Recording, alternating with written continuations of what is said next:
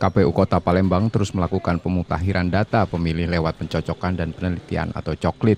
Seperti di Kelurahan 26 Ilir, Kecamatan Bukit Kecil, Kota Palembang. Petugas Pantarlih didampingi anggota PPS, PPK, dan Komisioner KPU Palembang mendatangi rumah warga untuk melakukan coklit.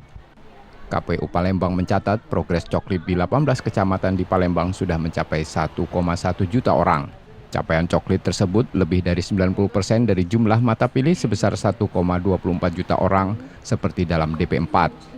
Metode coklit dilakukan manual maupun lewat aplikasi e-coklit. Progres coklit di Palembang sudah mencapai hampir 90%. Harusnya memang dengan segala masalah yang ada, kami tetap melaksanakan secara maksimal dan kami berharap dalam 3 hari ke depan bisa sampai 100%. Ada 2 metode yang kami pakai, yaitu manual dan e-coklit, dan ini menjadi tantangan di beberapa tempat saja karena seperti misalnya di tempat-tempat yang tidak bisa bertemu dengan orangnya langsung. Dwi Yulia, salah satu petugas Pantarlih, menjalankan tugasnya di sela menyiapkan pernikahannya.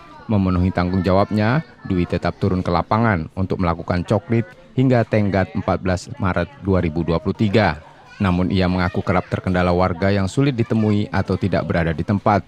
Mengantisipasi hal itu, ia pun rajin berkomunikasi dengan ketua RT setempat. Beberapa rumah yang orang-orangnya tuh udah pindah, sulit ditemui, bahkan ada yang keluar kota. Jadi untuk itu cuma itu kendalanya, tapi selebihnya lancar. Iya, lagi habis nikah. Iya, Pak. Emang nggak jadi hambatan gitu ya? Nggak jadi hambatan, tetap dilanjutin karena tugas negara. Pantarlih bersama PPS di Kelurahan akan kembali melakukan pencermatan rekapitulasi data pemilih agar menghasilkan data pemilih tetap yang akurat. M. Rizky Nurmizan, Kompas TV Palembang, Sumatera Selatan.